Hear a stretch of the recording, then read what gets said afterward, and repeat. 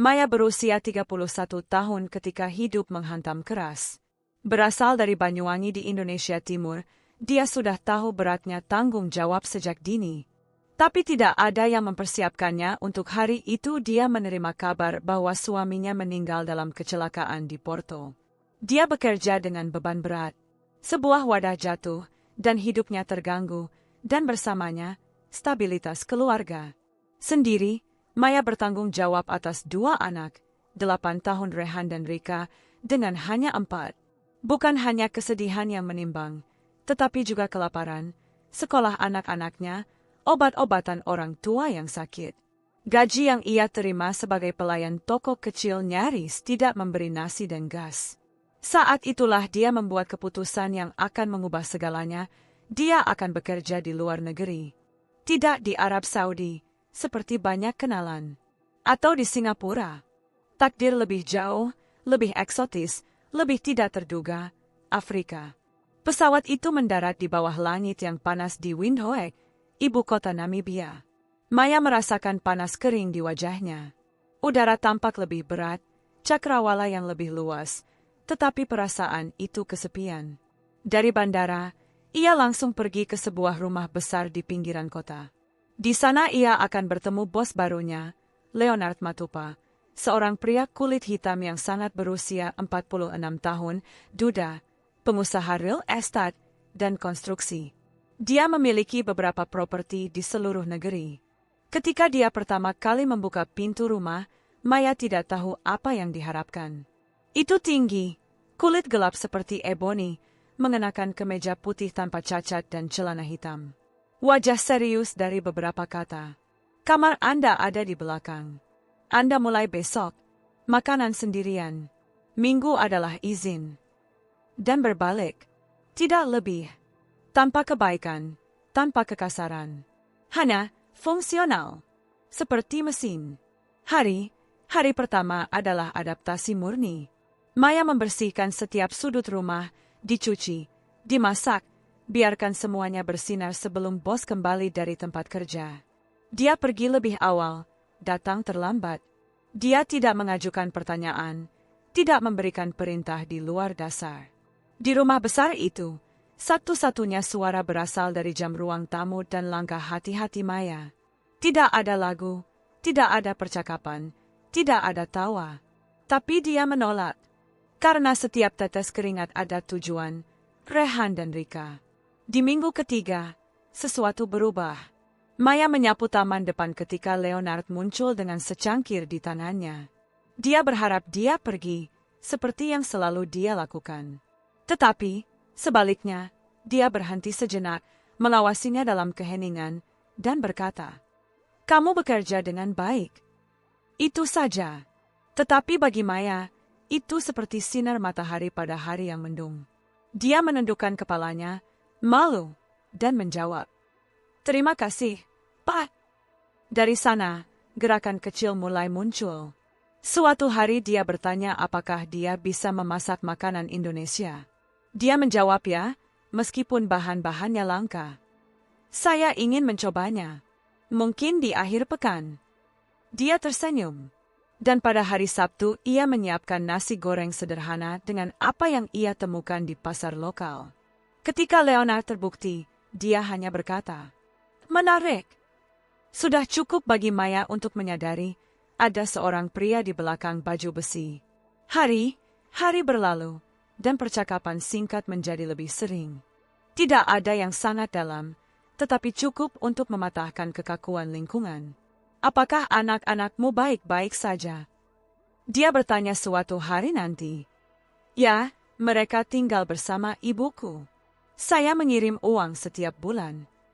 "Pasti sulit." "Banyak. Tapi aku harus kuat." Leonard memandangnya lebih lama dari biasanya. Untuk pertama kalinya, mungkin dia melihat Maya bukan sebagai karyawan, tetapi sebagai seorang wanita, seorang ibu, seorang pejuang. Pada sore hari, dia memanjang pakaian di halaman belakang ketika Leonard muncul dengan 2 gelas es teh. Dia menyerahkan satu. "Hari ini panas," katanya. "Untukku?" Maya bertanya, terkejut.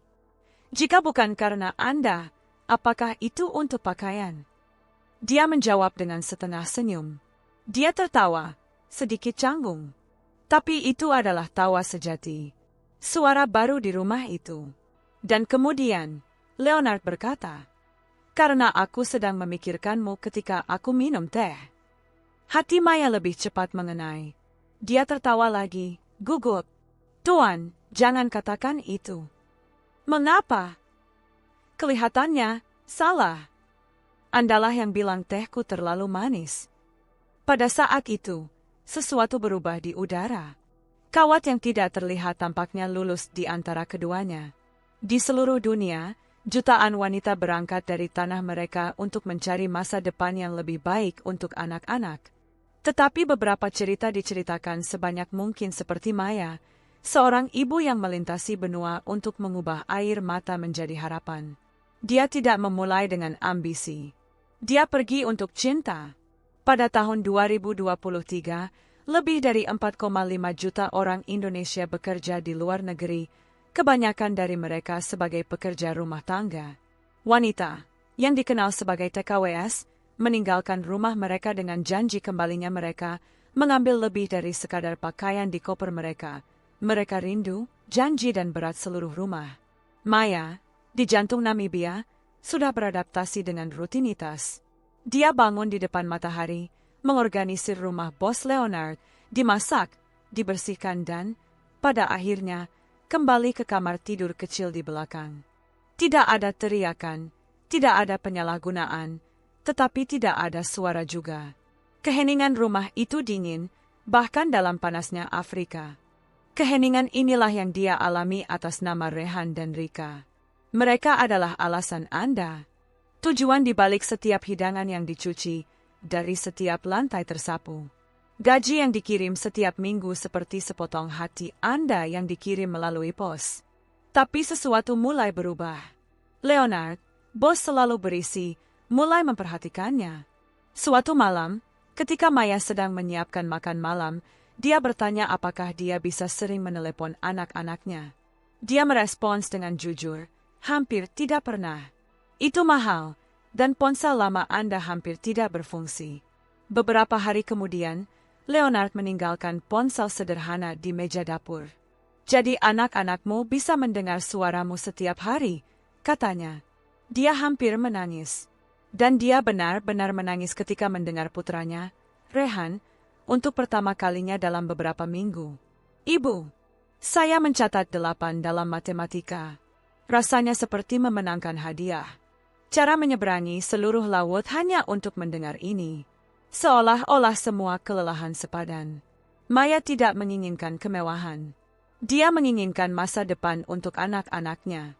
"Saya ingin mereka belajar, memiliki sepatu tanpa lubang, bahwa mereka bisa tersenyum tanpa khawatir." Dia tidak memikirkannya. "Saya memikirkan mereka." Inilah yang membuatnya bangun tanpa mengeluh, bahkan dengan sakit punggung atau kehilangan dadanya. Leonard tiba lebih awal. "Terkadang saya membawa barang-barang dari pasar lokal." Suatu hari, ia muncul dengan sapu tangan cetak yang menyerupai tanahnya.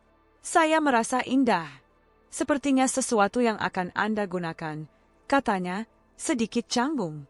"Suatu hari, saya membawa bahan-bahan dari toko kelontong Asia, berusaha mengejutkan." "Tuan, ini kecap. Ini bukan untuk incomeng," katanya tertawa. "Saya hanya melihat warnanya. Mengajarkan perbedaannya." Perlahan-lahan, dapur tidak lagi hanya bekerja. Itu menjadi tempat di mana gerakan sederhana berbicara lebih dari kata-kata. Di mana perawatan muncul secara rinci.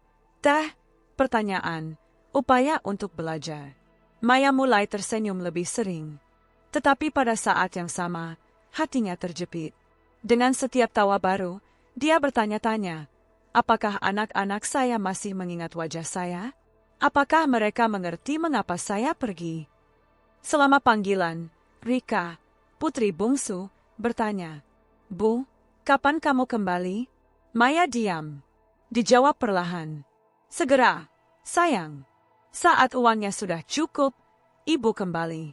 Dan menutup telepon dengan mata berlinang air mata. Dia merasa dia berada di antara dua dunia. Seseorang yang sangat membutuhkannya, rumah yang pergi yang lain yang mulai menyambutnya tanpa dia bertanya. Rumah Afrika, yang dulu dingin, berwarna, suara, bau keluarga. Tetapi dengan setiap kasih sayang baru, Maya ingat, dia tidak ada di sana secara kebetulan. Saya untuk Rehan. Oleh Rika. Untuk masa depan yang belum tiba. Dia adalah salah satu dari ribuan wanita yang tidak terlihat oleh dunia. Wanita yang membersihkan, memasak, tersenyum dan menangis dalam keheningan. Tapi sekarang, ada seseorang yang melihatnya. Leonard jalan. Bukan sebagai karyawan. Tapi seperti Maya. Sebagai seorang wanita. Sebagai seseorang yang membawa kekuatan diam. Bahkan dengan keraguan, kerinduan, takut menempel, dia mengikuti. Karena menjadi seorang ibu tidak mengizinkan istirahat. Dan Maya tidak hanya kuat, dia utuh. Tetapi apakah hati akan bertahan hidup dibagi untuk waktu yang lama? Bagi mereka yang berasal dari desa sederhana di pedalaman Indonesia, tinggal di sebuah rumah besar di Afrika seperti melangkah di planet lain. Arsitektur, bahasa, makanan dan, di atas segalanya, hubungan manusia mematuhi aturan yang tidak terlihat dan seringkali kejam. Maya tidak pernah menunggu untuk merasakan bagian dari alam semesta itu. Sejak awal, dia tahu tempatnya, bersih, masak, jaga agar semuanya tetap teratur. Tidak lebih. Tetapi secara bertahap batas antara bos dan pelayan mulai membuang. Apa yang rutin menjadi dialog? Apa keheningan menjadi ditemani? Dan disinilah dunia di seluruh dunia mulai bereaksi. Leonard, seorang janda, terhormat, sukses, berasal dari Afrika dan pendidikan Inggris, mulai melihat di Maya lebih dari seorang karyawan yang efisien. Dia melihat dalam ketenangannya, integritas, dan kekuatan yang hanya diketahui oleh mereka yang menghadapi ketidakberdayaan. Tapi dunia di sekitar saya tidak melihat hal yang sama. Pecahnya mulai diam-diam dengan kunjungan Evelyn, adik perempuan Leonard, seorang wanita yang berpendidikan dan elegan, pemilik postur tubuh yang beragam dengan penilaian. Apakah kamu Maya? Dia bertanya tepat setelah disajikan. Nada itu netral, tetapi tatapannya diperiksa. Sepanjang kunjungan, Evelyn mengatakan tidak ada yang menyinggung. Tetapi setiap kalimat tampaknya diperhitungkan dengan cermat untuk mengingat Maya dari siapa dia. Atau lebih tepatnya, siapa dia? Kamu belajar sampai seri apa? Sungguh. Apakah Anda pernah bekerja di negara lain selain itu? Apakah Anda berasal dari Tepat? Apakah dekat dengan ibu kota? Tidak ada pertanyaan yang agresif secara terbuka, tetapi mereka semua membawa nada yang menempatkan Maya sebagai seseorang di bawah ini, seseorang di luar standar, tidak pada tempatnya. Maya merasa seperti anak kecil yang mencoba memakai sepatu yang terlalu besar. Bukan karena dia tidak memiliki martabat, tetapi karena medan di mana dia sekarang melangkah kode yang diperlukan yang tidak pernah dia pelajari. Ini adalah inti dari kejutan budaya. Dan dia bukan hanya makanan aneh atau bahasa yang sulit. Ini terutama dalam perasaan tidak mampu. Untuk menjadi tubuh yang hadir di dunia di mana kehadiran Anda masih perlu dijelaskan. Di lingkungan ketegangan diam-diam inilah Leonard membuat keputusan yang tidak biasa. Dia memanggil Maya untuk menemaninya ke makan malam bisnis. Saya butuh pengawalan. Saya tidak ingin pergi sendiri. Maya tertawa, sedikit gugup. Tuan yakin? Saya hanya pelayan. Saya tidak punya pakaian yang indah. Saya tidak tahu bagaimana bertindak di acara-acara ini. Leonard menjawab tanpa ragu-ragu. Saya tidak membutuhkan seseorang dengan tag. Saya membutuhkan seseorang yang membuat saya merasa baik. Maya tidak bisa berkata-kata. Itu lebih dari sekedar undangan. Itu adalah isyarat publik. Risiko. Dia tahu apa artinya itu. Orang akan berkomentar. Mata akan datang. Dan berbalik. Pada malam acara, dia mengenakan gaun biru sederhana, hadiah Leonard. Salado tiba, dengan langkah-langkah yang terkandung. Di aula, wajah berbalik, bisikan muncul. Tapi Leonard memegang tangannya sepanjang waktu. Tidak seperti tampilan yang satu. tetapi sebagai siapa yang melindungi. Saat makan malam, seorang wanita berbisik, "Apakah dia di mana?" Sungguh. Maya mendengar, tetapi berpura-pura tidak menyadari. Dalam perjalanan kembali, di dalam mobil, dia memecah keheningan. "Saya takut berpikir saya milik tempat yang bukan milik saya." Leonard menjawab, "Aku juga merasakannya. Untuk waktu yang lama. Sampai kamu tiba." Maya tidak menjawab. Tapi di sana, di mobil yang bergerak itu, dia mengerti bahwa kepemilikan bukan tentang alamat. Ini tentang ikatan. Tentang dilihat sebagai seseorang yang penting, bukan untuk status, tetapi untuk esensi. Meski begitu, dia tahu, pertarungan melawan prasangka tidak berakhir dalam satu malam. Butuh lebih dari kebaikan untuk menghancurkan dinding yang didirikan selama beberapa generasi. Leonard bersedia menghadapi mereka. Tapi Maya belum ada beberapa kisah cinta yang tidak dimulai dengan tampilan atau sentuhan. Mereka muncul dalam keheningan bersama, dalam gerakan kecil dan rutinitas yang terpecah.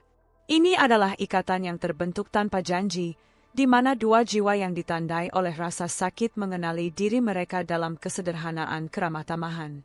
Maya tidak pergi ke Afrika menunggu. Dia menyeberangi lautan dengan kakinya di lantai dan jantungnya tertutup. Janda, dengan dua anak untuk mendukung dan seumur hidup tertinggal, satu-satunya fokusnya adalah bekerja, menyelamatkan, kembali. Leonard, di sisi lain, sudah menyerah menunggu berita kehidupan apapun. Sejak kematian istrinya, hari-harinya adalah abu. Dia bekerja, makan, tidur, dan mengulangi semuanya pada hari berikutnya, seolah-olah dia tinggal di dalam timer diam. Bahkan dalam kekayaan dan kenyamanan, rumah tempat dia tinggal selalu tampak kosong. Dan dia juga. Tetapi waktu memiliki cara halus untuk menjahit yang tak terduga. Di antara pekerjaan rumah tangga, pertanyaan yang malu, dan teh disajikan terlalu manis, sesuatu mulai terjadi. Leonard mulai mengamati Maya dengan cara lain. Bukan dengan tatapan bos, tetapi sebagai orang yang menyadari bahwa kehadiran sunyi ini membuat rumah terlihat kurang dingin. Itu tidak tiba-tiba. Itu datang dalam gelombang lambat. Seperti ketika dia tertawa lembut saat dia memperbaiki garam piring. Seperti ketika matanya diterangi ketika berbicara tentang anak-anaknya. Seperti ketika, bahkan lelah, saya masih menemukan waktu untuk menyapu trotoar di sore hari. Leonard sedang menunggu suara jejaknya. Dan Maya secara tidak sengaja menyadari bahwa dia mulai menghiasi jadwalnya. Dia sudah tahu bahwa dia selalu membalas ketika dia menyukai teh yang lebih manis daripada yang seharusnya. Mereka tidak pernah mengatakan sama sekali. Tetapi keterlibatan lahir dalam detail ini. Dalam keheningan yang nyaman. Dalam perasaan bahwa bahkan tanpa membagi masa lalu, mereka berbagi ketidakhadiran yang sama, dia dari seorang suami, dia dari seorang istri. Kedua rumah lengkap. Suatu malam, sementara angin melewati tirai ruangan, Leonard muncul di dapur dengan permintaan yang tidak biasa. "Bisakah kamu makan malam denganku hari ini?" Itu bukan undangan romantis. Itu hanya pria yang lelah makan sendirian. Tetapi bagi Maya, itu lebih berarti. Dia selalu melayani, tetapi dia tidak pernah duduk. Itu adalah pelanggaran protokol.